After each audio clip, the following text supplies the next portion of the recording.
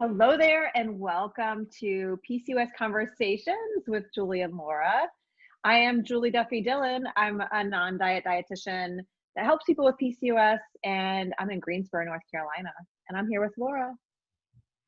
Laura Jazz Hands Burns. That does not roll off the tongue. Hi, I'm Laura, and I'm a body liberation yoga teacher. And I am here in very sunny Houston, Texas. I don't know if you can, I'm squinting. I'm like, Yeah, it's a very sunny day in North Carolina too. yeah. But it's going to get droopy this week. What'd you say? I said, sorry if I'm squinting. That's okay. That's okay. We are excited to talk more about PCOS and all the conversations. And I know we're going to start with a listener question. Yeah, so I have a question sent in, and I'm just going to read it to you. Here we go. Awesome. I am a stress eater, and I know that's bad for my PCOS. What should I do? So my dietitian hat is on. And all I keep hearing is like, I know it's bad. Yeah, that's PCOS. Like, bad. Yeah, like the absoluteness of it. Because this is what I know about stress eating, comfort eating, emotional eating, binge eating, like any kind of food. Oh my gosh, I'm eating too much. Whatever kind of line that I'll hear is that it's all normal. Like it's normal to do those things because food has been the thing that has comforted us for as long as we've been human. You know, I think about like funerals and weddings and then also just like day to day getting through like the hard moments, the tired moments, stressed out moments, whatever. Food does actually help us cope, and it's really normal. Yeah, So and what's your reaction? the idea of like comfort or eating for comfort has been really demonized, and I find that really unhelpful. And I'm really pleased to see I'm seeing more like dietitians say now like comfort eating is not the enemy, like comfort foods are not the enemy, and I really love that removal of the demonization of like eating for comfort, because food is comforting, and food is like, I feel like every culture always is like, in my culture or in my community, like we use food to show that we love, you know, we love people, and we infuse it. It's like everybody does that. BTW. Spoiler alert. But it, you know, it's like everybody uses food to show that they love someone, and then we turn around and say, don't eat for comfort. Like what mixed message? Like of course then we like have these weird like, you know, battles waging in our heads. So for me, like hearing that, it's like, and I know that that's bad for my PCOS, feels like so absolute, like you said, and so like not helpful. So for me, when I hear that, I'm like, listen, like these are stressful, like I'm a stress eater, like these are stressful times. Yeah. And so if eating something is going to bring you a little comfort, I'm fine with it, you know, like I'm not Isn't that good too? Like, isn't that good for you to like survive a moment? Yeah, like, so what's bad for PCOS? Stress is bad for PCOS, right? Stress causes this chain reaction of like garbage in the body, and when bad stuff happens. You can tell I'm not the expert on the science stuff. And so if like your mental health, your emotional health is equally as important to me as your physical health. And so honestly, to me, it's maybe more important. And so I would say like if eating, I don't know, whatever, like for me, my comfort foods are all like pasta, like, Same. and stuff like that. So like for me, it would be like, I just want like a, you know, a bowl of spaghetti or something. So like for me, eating that bowl of spaghetti is like so worth it because it tastes good. I love it. It makes me happy, and it feels comforting in that moment. And like the world is very tumultuous, you know, and that doesn't include anything that's going on in your life, your actual personal life, you know. So like if a bowl of spaghetti like can bring you or whatever, you know, like that can be your ally in that moment, like just eat it. That one thing that you eat, or like that week long, or that 7 months of quarantine long, you know, like permission to eat these foods, like just do it, I guess. I mean, I'm not being super articulate, but to me, I don't believe in the like you shouldn't eat this ever. and that you should be really mean to yourself if you do, because that's super counterproductive to me. Well, our body doesn't work in that absolute way anyway. And so like I just did some comfort eating and now I'm unhealthy, or that makes this bad. And you know, something that people have taught me over the years too is, as a thin person, eating a bowl of spaghetti and meatballs in a stressful time, that's kind of like this cool body positive thing to do.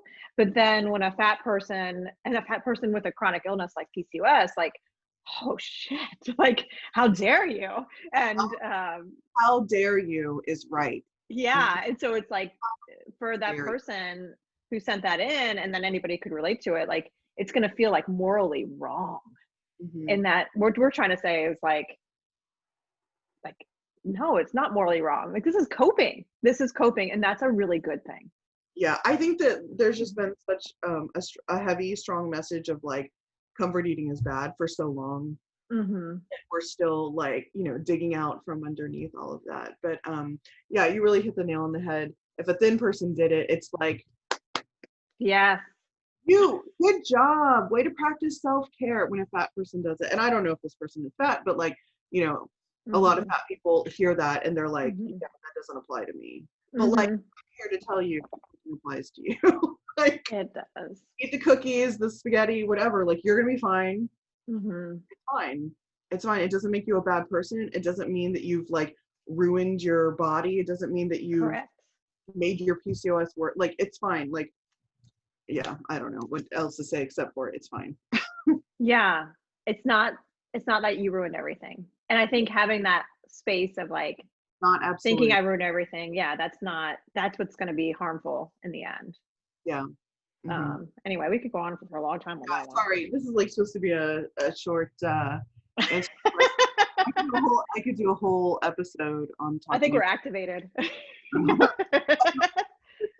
Eating and like messages around yes, eating and what you're allowed to eat, because I've spent my entire life having those messages like, you know, shoved down my throat. Yeah, it's an important topic. So thanks for asking the question. I'm shuffling cards right now, by the way. Yeah, I was about to say, segue. We're going to do... The sun's keeping it from being able to be seen. It's like... there we go. I'm shuffling. So Julie's going to do our card pull that we do every episode. This is the PCOS Body Liberation deck. This is the mini version of the deck, full size, coming soon. At some point.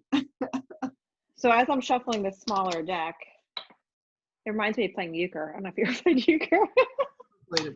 But that was a game I loved playing in college. And I'm not proud to say I used to stack the deck. So it reminds me of like, oh, I remember being able to do that. Anyway.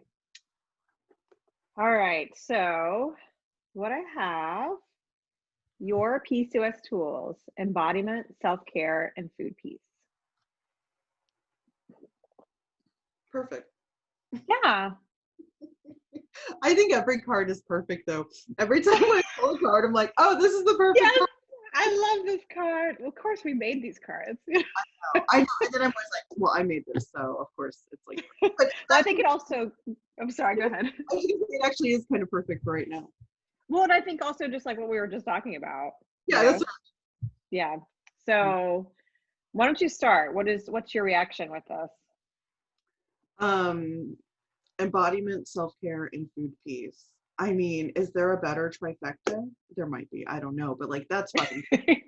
I'm very sailory today. I'm all fired up. Yeah, I'm in the same place. When I think of what has made the biggest impact in my life, those are the things. When it comes to like health and PCOS and body liberation, like embodiment, oh my god. So that's where it's like, so the body liberation and the yoga, and if you don't know my story, the like very, very, very, very, very short version is that I was very unhappy. I spent my whole life hating myself. I found yoga and body liberation and put them together and really changed the way that I live and the way that I feel about myself and other people. So for me, like, embodiment came from yoga, self-care came from yoga and body liberation, food peace joined the party, and all of those things together, it's like the perfect triangle. And I'm just inside of it like, ah. Can I ask you a question about embodiment that may be personal? Like, I'm putting you on the spot. Well, Yeah, yes. I, Ooh. well, I know.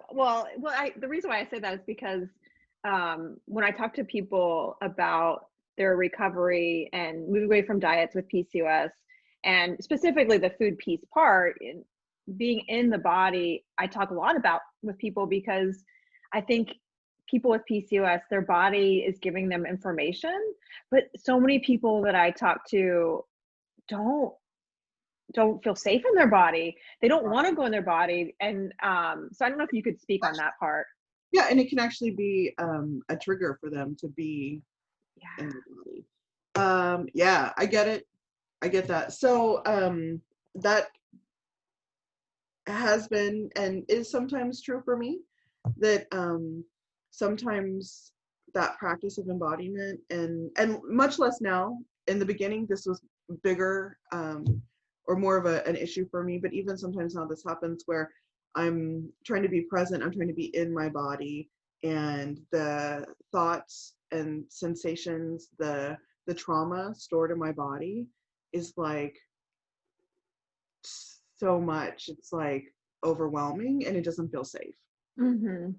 Um, and this is actually a really good question, because sometimes when I talk about this stuff, I'm like, yeah, you do a body scan, do this, and then all this stuff happens. But like, what happens when you do that and it triggers a panic attack? Yeah. Another kind of trauma response. And that happens, and that's really realistic. And so my short advice that I can give now is that if you are practicing any kind of embodiment work, whatever you're doing, whatever it is, and you start to feel that happening, honor that that's happening, and it's okay to stop. And so I Yeah. all the time, like if we're doing like a breathing exercise or a body scan, like you're never obligated to keep going. And you have the rest of your life to continue this work, and you don't have to force yourself to continue. I was just talking about this. You don't have to stay in that yoga class. You can get up and leave. You can press pause or stop on a guided meditation. You can just stop doing that breathing exercise and go back to regular breathing. You can distract yourself with something else to kind of bring yourself out of your body. Body autonomy means that you are in control. And so that means that you can be in control to be in your body, and you can also be in control to stop. Yeah, And that's to self-care. Like that in itself is self-care too. self-care, right? So you bring Yeah. yourself out of that situation, allow the energy to settle, allow your adrenaline to low. Decide, do I want to go back into it? Do I want to wait a week or a month and try it again? Yeah. That's a really great question, actually, Julie, and I don't talk about that so explicitly so much. My cues are often like, if you panic, to go back to regular breathing, or like whatever. Yeah. But I'm glad that actually I got a chance to more explicitly say. Yeah, I think it's something that people It's go really ahead. normal. Yeah, I think it is really normal too. I think as more people are finding anti-diet or non-diet type approaches to PCOS, there's a lot more talk of embodiment. And what a lot of people are telling me is the shame it feels when they just don't feel like they can go there. And what I hear from you is that like part of the trifecta of the embodiment, self-care, and food piece, like part of that happening is the self-care piece of like, hey, you get to decide the pace here. There's no right or wrong. And the food part, like as you take the reins, you decide the steps and you decide when, if at all, to go in your body, that the healing with the food part will happen along with that. Like there's no race. Well, There's no they're hurry. intertwined. Yeah. And part of my embodiment journey, I hate everything being called a journey, but part of my journey was learning to understand, like, am I hungry? Because I literally didn't know if I was hungry. I still sometimes don't know if I'm hungry, if my stomach is upset, if I'm anxious, and because I spent my whole life ignoring actual like signals from my body about like if I'm hungry or if I'm not, or whatever, like eating in a certain way because somebody told me to, not because I wanted to, or that's when I was hungry or whatever, or stopping because I was full, or ignoring that I wasn't full yet and stopping anyway.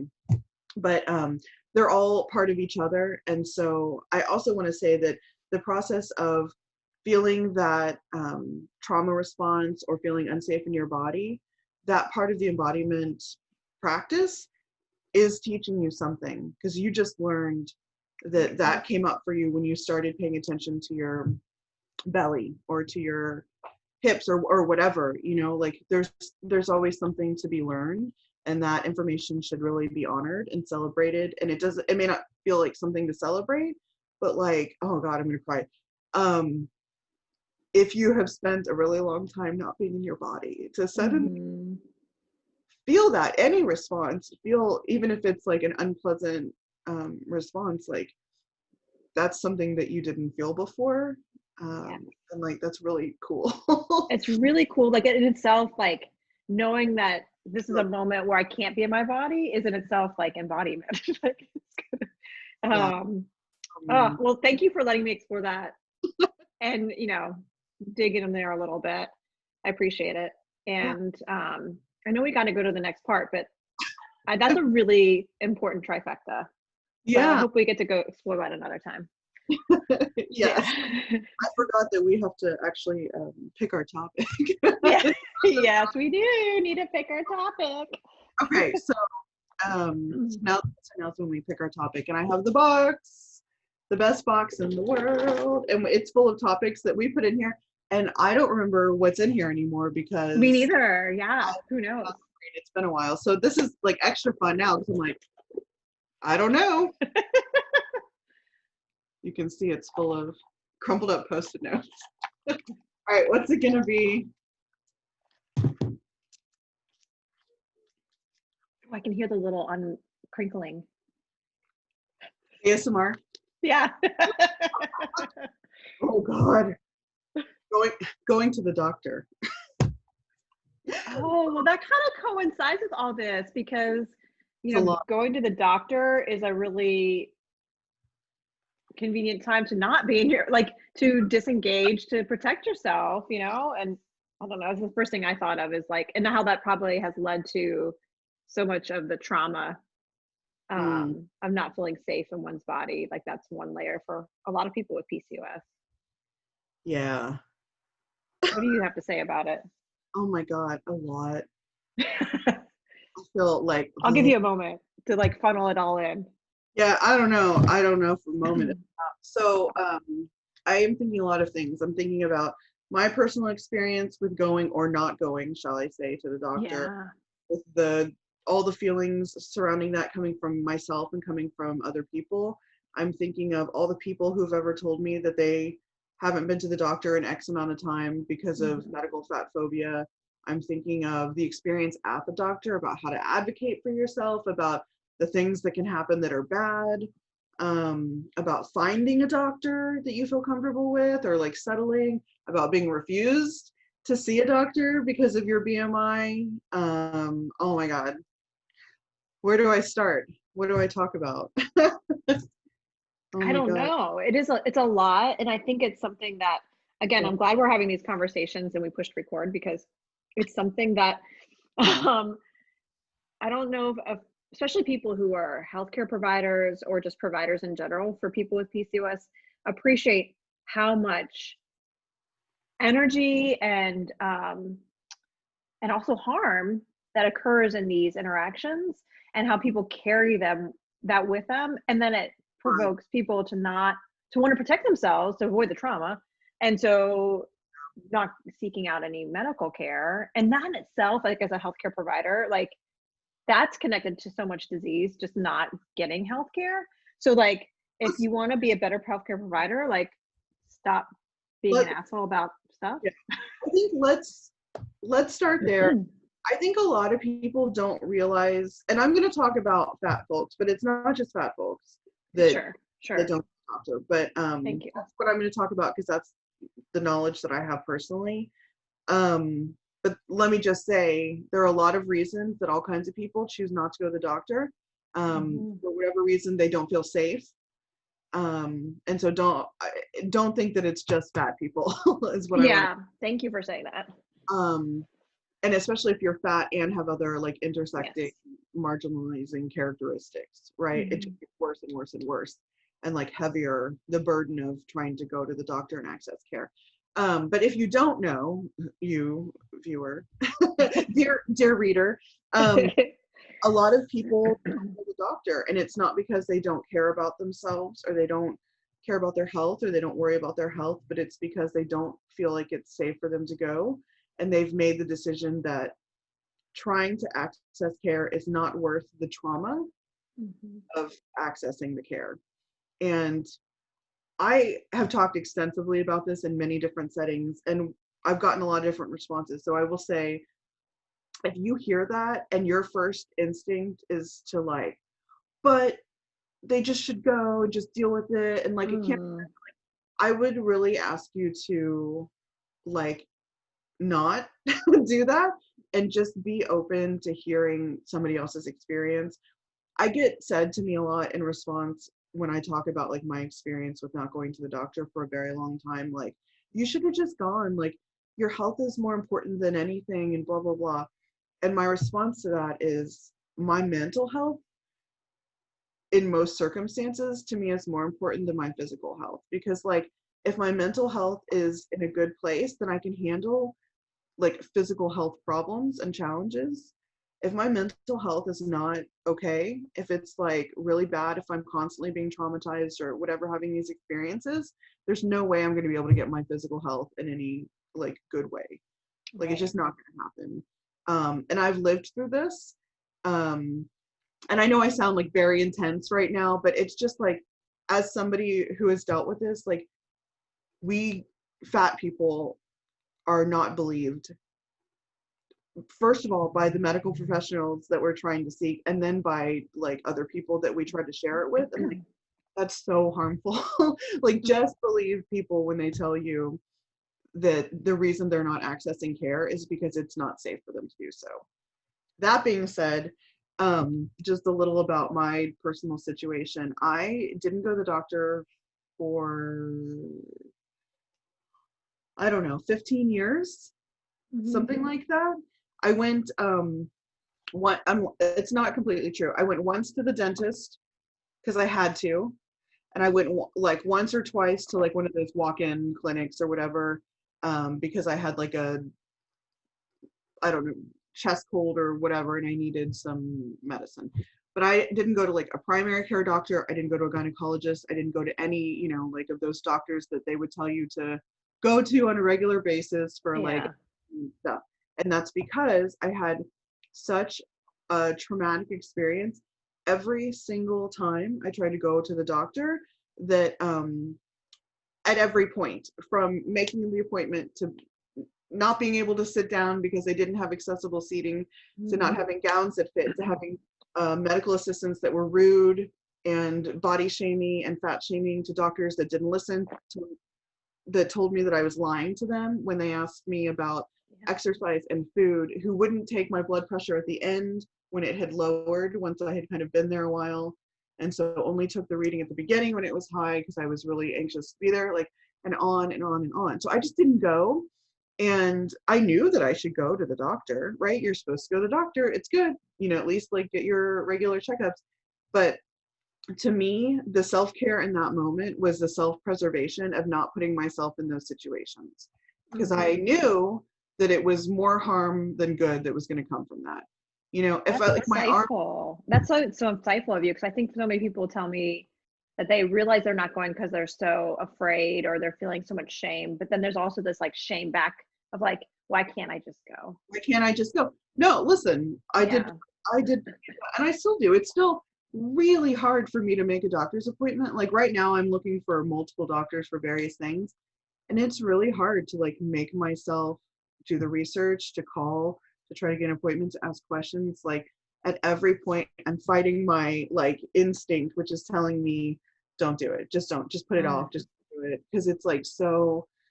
anxiety producing. Like I have a physical response to trying to access medical care, which is so messed up that I would have that. But like so many of Yeah. them.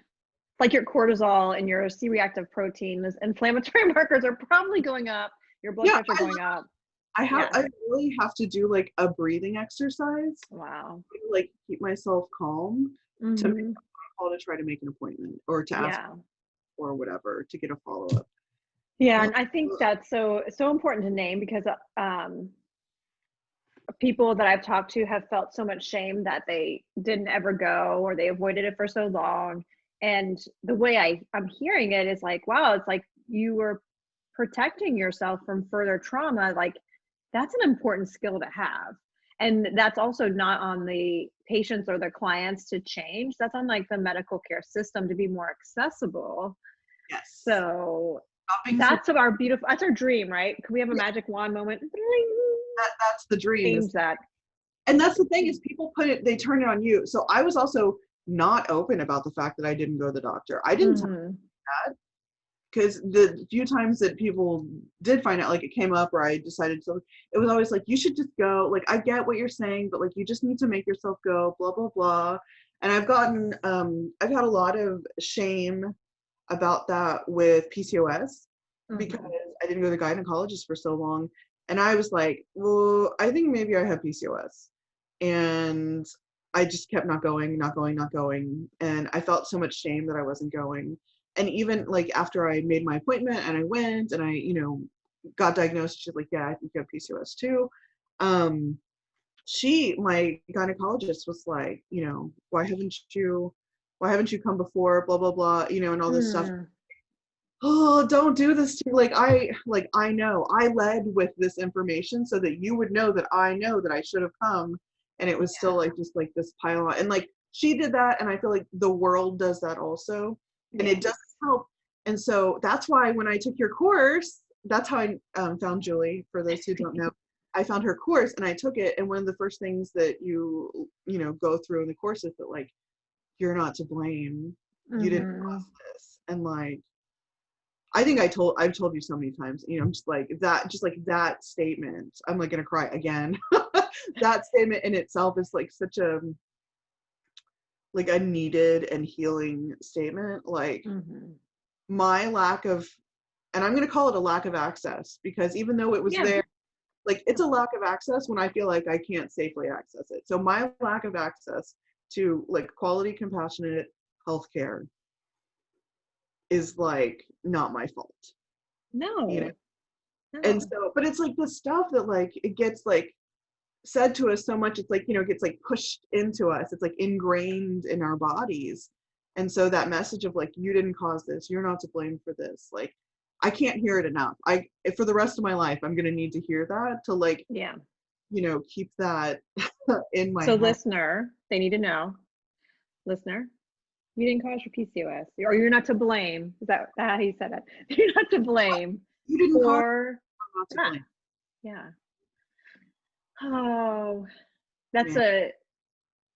it's a really important topic that I would love to see change in the medical world, that like more people could just appreciate how they harm. We all are harming all the time. And so appreciating that we all have this power to harm people in these interactions, then maybe we can make it more accessible. So like Julie, from a medical, right, medical professional, that's, Whatever. Yeah. I don't know, I you're just can't call myself a doctor. a doctor, but like you're in the Yeah. healthcare Yeah. business, right? Like Hmm. what do you see on your end? Like, is change happening? Oh, I think there's more awareness. But I also appreciate I'm in an echo chamber. I'm with a lot of people who are in the same kind of way of promoting health, not using diets, and aware of white supremacy and fat phobia and things like that. But then when I go to PCOS conferences, I'm still hearing that people just need to try harder, not believing, blah, blah, blah. Just Um, try harder. Oh my just God. try harder. And I do have hope though, because I get to talk to people who are like um, becoming dietitians, becoming nurses, becoming doctors, other healthcare providers, and they're aware of this stuff. And so if they're learning that early on, then I'm hopeful that it's going to cause like more change, but I'm also not holding my breath. It's a slow change. It's a slow change. This is a big, huge topic that I don't know. This may be one that we need to put it back in. I don't know what you think.